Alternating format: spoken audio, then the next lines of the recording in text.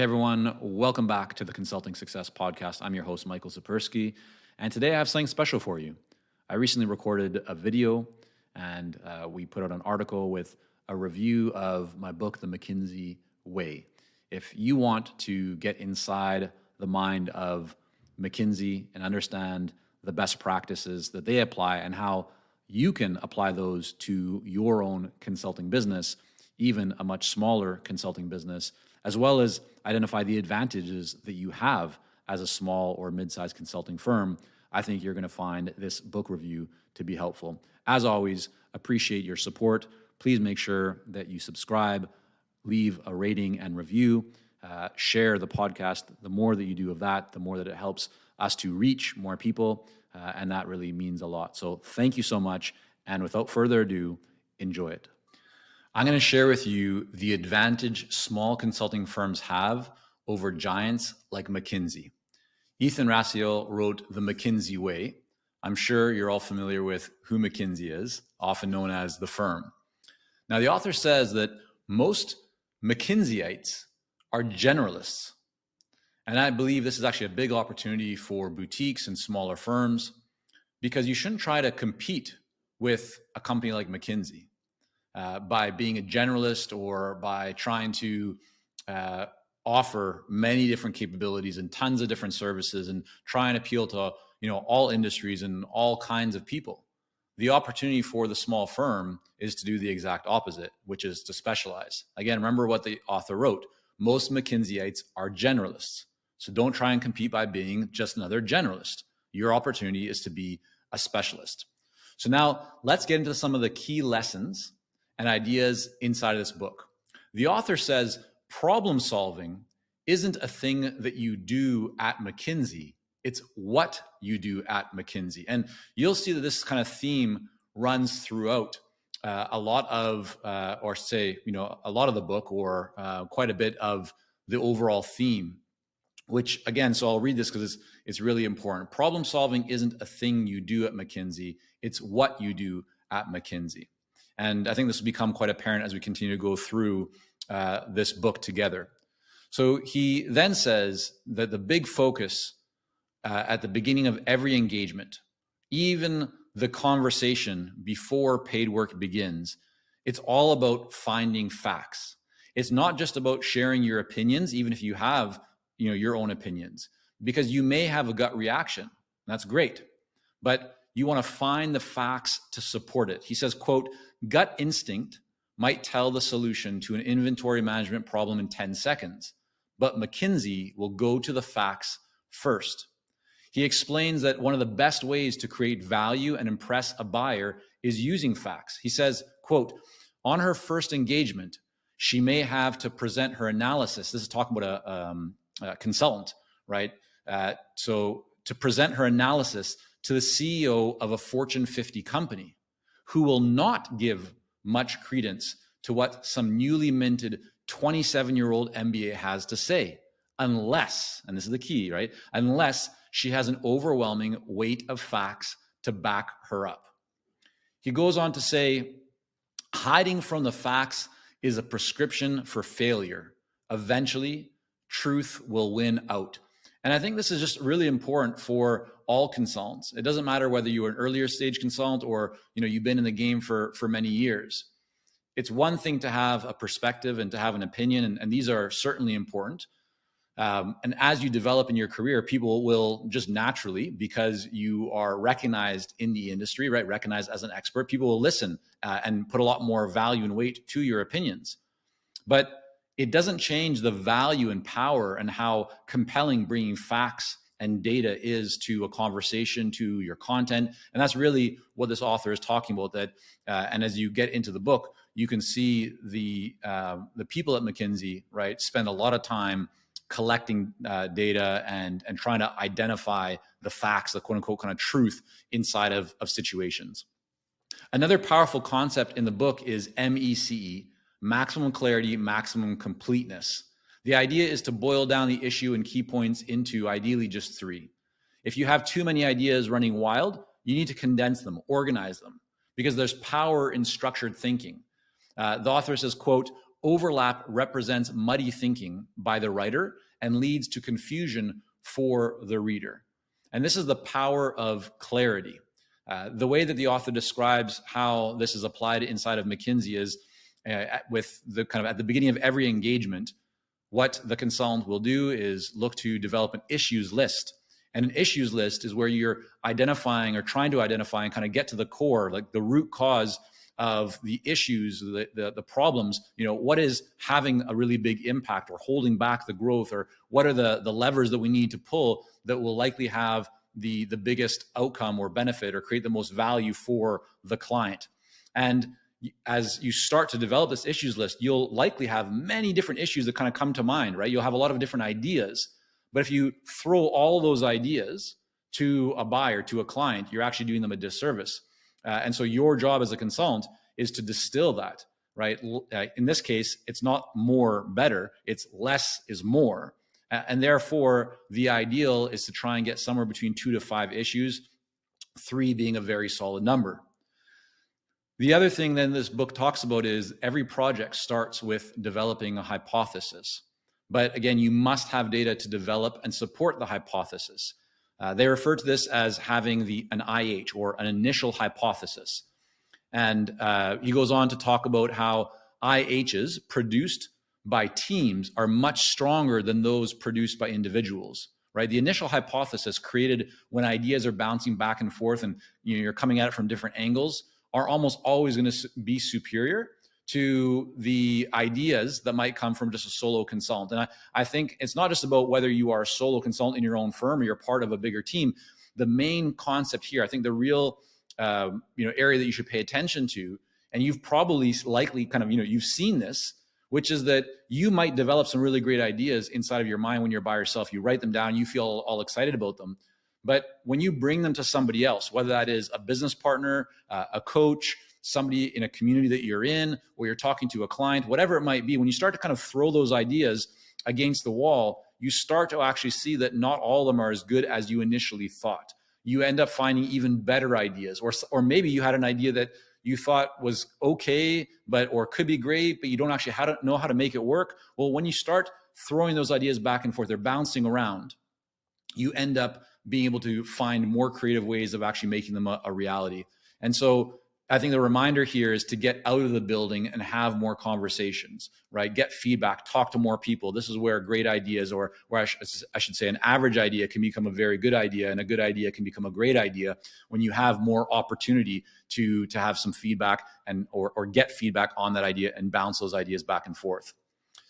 Now, McKinsey is known for challenging their clients. And this is, I think, true not just at McKinsey, but really any established firm, and really any established savvy, consultant that knows what they're doing is going to challenge their clients.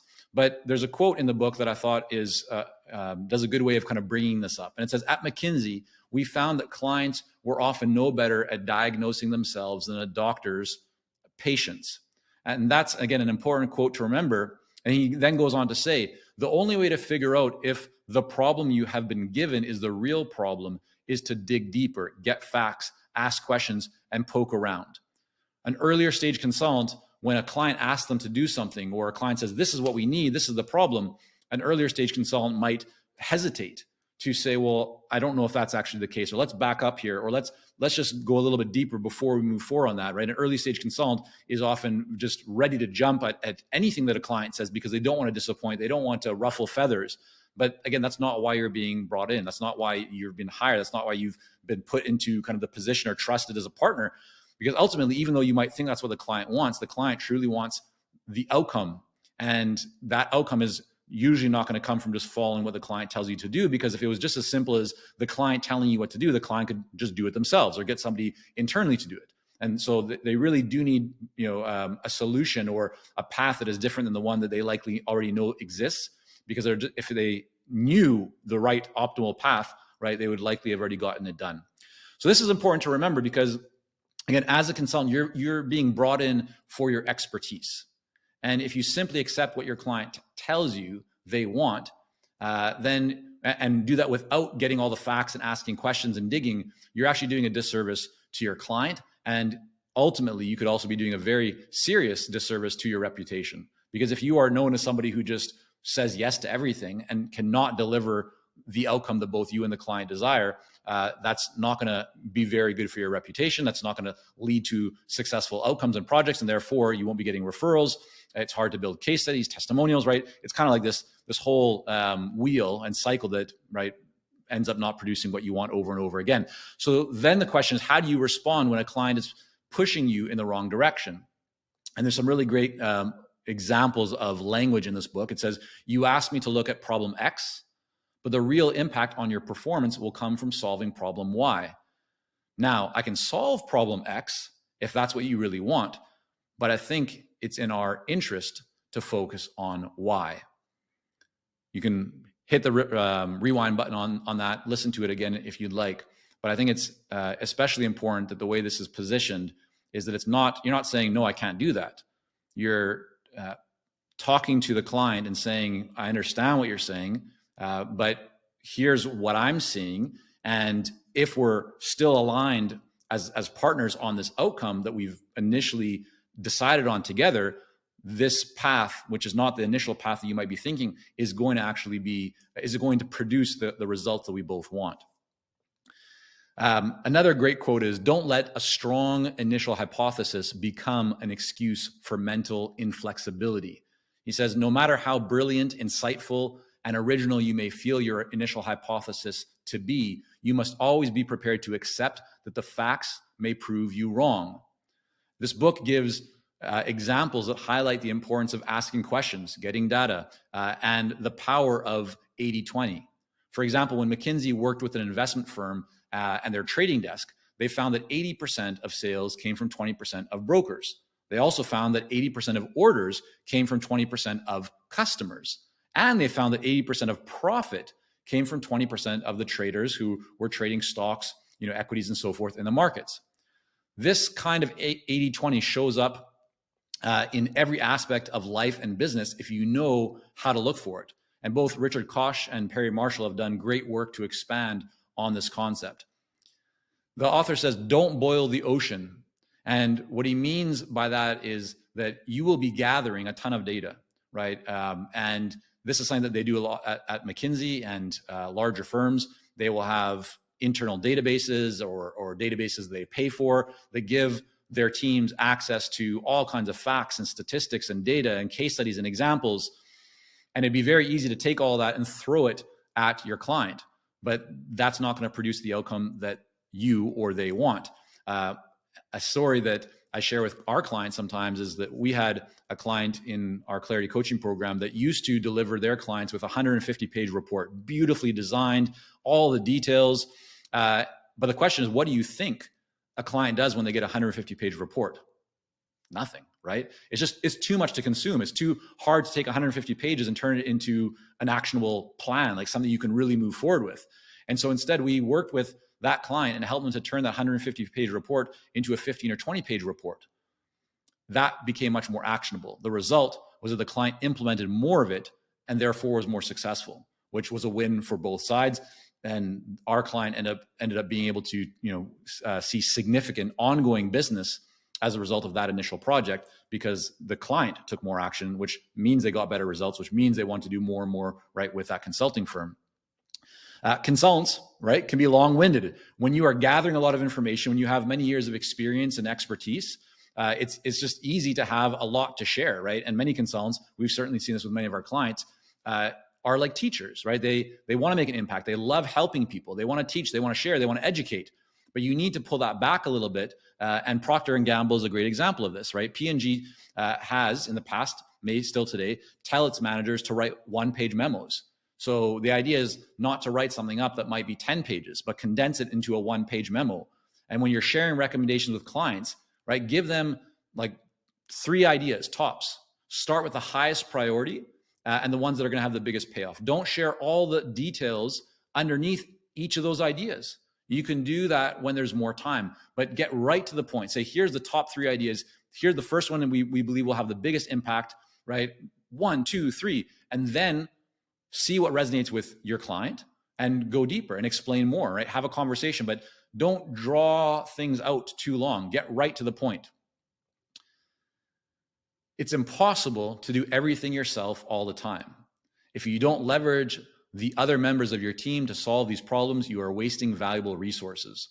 Here, the author is talking about leveraging and working with other members of your team, and specifically what they do inside of McKinsey. But I think the idea here for any solo consultant or small firm owner is to focus on where you create the most value. It's easy to get kind of drown or pulled down or weighted trying to do too many things yourself. And if you're spending too much time doing all kinds of things, it likely means that many of those things are going to be lower value activities. They're not creating or producing the highest value that you have the potential to do. And this is why it becomes so important not to try and do everything yourself. Delegate, whether it means you are bringing on some freelancers, contractors, part-time, full-time, whatever structure that might be in. Don't try and do everything yourself. It's really going to slow down your progress. Figure out where you create the highest value and lean into that, and then work to delegate the rest. The book also has several good points for those working in larger firms and who are on the career track. However, I found fewer for the solo or small consulting firm owner. Now, how does McKinsey build its brand? Because when I say McKinsey, you're probably right away, you know who I'm talking about. And it's not just you, most people know who McKinsey is. They've heard about it, right? At least if they're in the business world, or they've got an MBA, or they've been through education. Like, a lot of people have heard of McKinsey. But what's interesting is that the author explains that McKinsey doesn't sell, it markets. He says the firm, which is kind of how McKinsey is known, waits for the phone to ring, and ring it does. Not because McKinsey sells, but because McKinsey markets. The firm produces a steady stream of books and articles and publishes its own scholarly journal, which it sends gratis to its clients. What does that mean for you? It means that your IP, your intellectual property, your insights, your experience, your expertise, this will actually do the selling for you, but only if you get it in front of your ideal clients and the marketplace consistently and share it. As the firm spends time within a client organization, it almost always uncovers new problems that could benefit from McKinsey's expertise. These problems, however, must be addressed at another time and in another engagement. Consequently, McKinsey engagements tend to generate new business of their own accord. This is so important because many consultants will find that when they are in an engagement with a client, the client will have either a request for them, or the consultant will find something that they could add, an additional way that they could add value. And so whether it's the consultant initiating it or the client initiating it, very often it's the client, right? You start to experience scope creep, right? You start to find that you're doing more work. You're saying yes to something that was not part of the scope of work, wasn't part of the initial engagement, the agreement, the plan, yet you're doing it. And that's, again, a real disservice to both you and to the client. It means that in most cases, you're not going to get compensated for that work. You're also teaching the client that you're okay with that. But the other reason why it's not a good idea is because it means that now you're going to be spending less time on the initial priority project because you're splitting your time, working on this other stuff. And so it's much better to carve that out, create a new proposal for it, and talk about that as work that we'll do at the next stage rather than trying to do it all at once. I really like the concept and power of pre-wire that the author shares in the book. He said, McKinsey consultants engage in pre-wiring. Before they hold a presentation or a progress review, a McKinsey team will take all the relevant players in the client organization through their findings in private. That way, there are few, if any, surprises on the big day. A great way to make sure that everybody is aligned. You get feedback, you can make adjustments, right? Talk to all the people, hear all the voices, potentially deal with objections before they come up, right? And before you actually get to that official presentation. So I'd love to hear your thoughts on this video. And if you've read the book, I'm going to hold it up here. If you've read this book, The McKinsey Way, let me know what your thoughts are about it. I'd love you to share your feedback in the comments and hit that like and subscribe button to be notified as soon as we release our next video. And we have a great one in the works, and it's going to be coming soon, so you don't want to miss it. So hit that like button, that subscribe button, and let us know your thoughts about this video and if you read this book. All right, everyone.